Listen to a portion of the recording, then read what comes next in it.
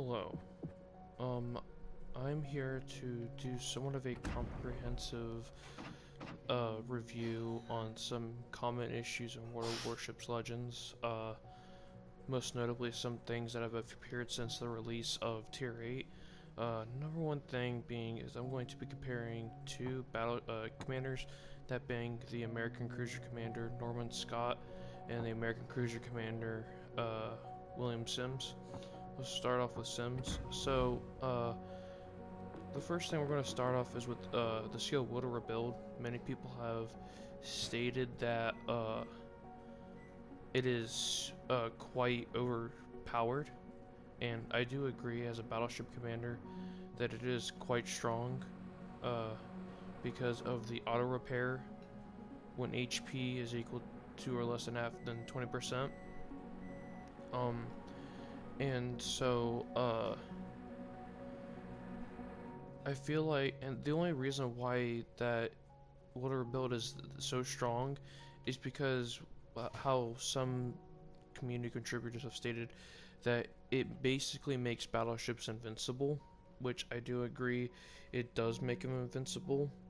And the only reason why that is because the Will to Rebuild skill doesn't repair saturation on a ship, and the saturation overall being on a ship's superstructure.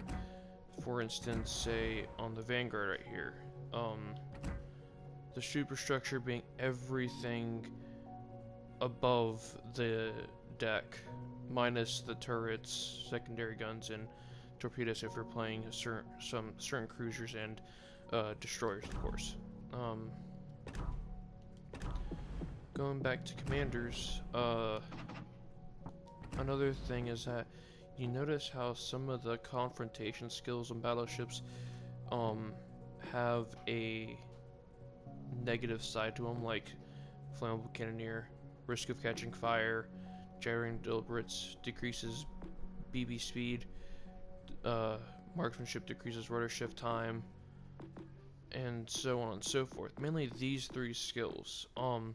However, here's where the problem devolves into comparing battleship commanders to cruiser commanders. If you look at all of the confrontation skills for cruisers, Burn It Down XXL, Beyond Range, Igniter, Punch Through, and Fixated, there is no such thing as a negative effect. In fact, I think all cruiser skills on this cruiser commander, for instance, have no negative skill at all.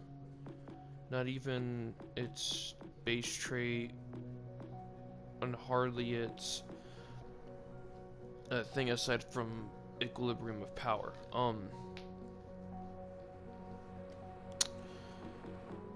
And this is a problem because that's the main argument that battleship players are making now when it comes to why Will to Rebuild should remain the same, is because cruiser commanders have hardly any balance to them. You're allowed to have these 16-4 cruiser commanders, or level 16 commanders, or rank 16 commanders that have these really good skills. Meanwhile, you have battleship commanders that are built using a sniper build or something like that, or dispersion build, and their skills have some sort of negative drawback to them, and it's a bit of an imbalance in the game because of that. Now, there's a lot of arguments to be had that this exists because of so and so, but really, in all honesty, there is no argument to be had. Will to Rebuild is really strong, almost pretty strong. It's a dominant skill over something like Fight Fire with Fire, which is also really useful. But at the same time, the only reason why Will to Rebuild is this strong is because cruiser commanders have confrontation skills that have no drawback. Another thing I'm gonna want to talk about is ships.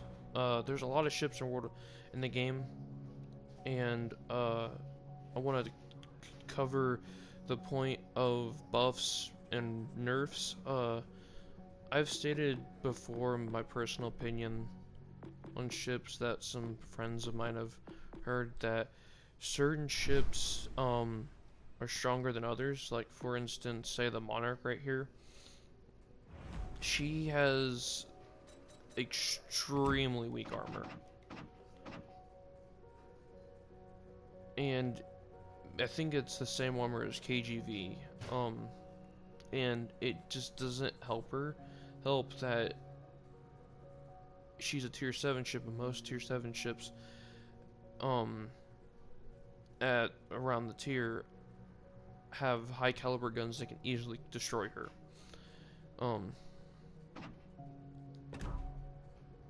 Compare that to a ship like, say, Vladivostok, which has some of the best armor in the game, making it an absolute unit or tank. It's hard to destroy. It's being one of the only reasons the only way you could really kill it is if you set enough fires on it, or if a destroyer gets a nice torpedo salvo on it. And I feel like that's a problem that Wargaming really isn't paying attention to destroyer or ships in general. I mean, they say they have a spreadsheet that shows a ship's performance, and that they can't really disclose it to the public, and we all know it exists. But I feel like that Wargaming isn't looking at player feedback enough of a ship and comparing it to the spreadsheet and then doing buffs accordingly. If so, then Monarch would have already had a whole beat by now. Certain ships would have already gotten their buff sooner. Say like Azuma would have gotten her buff sooner. Roma would have gotten a buff sooner, and so on and so forth. And I feel like that the spreadsheet isn't doing enough, say, compared to something like feedback. I'm not saying that the spreadsheet's bad. I'm just saying that it's not effective according to the community from what I've seen. Another thing I want to there's two more things or a few things I want to talk about, that being currency and just the store in general. There's a lot of different currencies used for different things, from doubloons, credits, GXP steel, Commander XP paint, so on and so forth. The economy itself is great. I remember I had a differing opinion on the paint economy, because there was hardly any ways to obtain paint, but like with events like this, you have a good source of obtaining paint because you have camos that you may not like on a ship. And that's kind of a good thing to fix the paint economy, is by just offering more camos. But I also wanted like paint being a reward in, say, the daily containers that you get each day. Another thing about this is that RNG is a little bit of a problem, because you have a random chance to get some from a container like this. Of course, these containers really aren't too significant, so I'm getting GXP to get ships that are worth GXP. But it's mainly anything revolving around doubloons. Say if we go to special and we go to something like the winter holidays, this is what I'm talking about. It's a good deal. I mean, these are some of the best crates you could possibly spend your doubloons on, as well as the Black Friday stuff, because you have ships like Massachusetts B, the Terrible B, Bliskovica, Indianapolis, Scharnhorst, Atlanta, Warspite, which are some of the best ships in the game at their tier. I really do feel like that there could be something done to this. Another thing I've seen is that people just don't like the auction a whole lot. I personally just don't care. Elbing's a cool ship, but it's going to be available for GXP in the future, so Why would you get something that you're gonna get that you will get later? It's kind of just a waste of money if you want it. Um, the guys, it's a good bid. Um, I do feel like, and I feel like this could be like it's gonna be a recurring auction item. Um, this is probably a good item. A good, decent thing to get because these are highly sought after. The accommodations, and then a flag. 500 doubloons isn't a bad price, but um,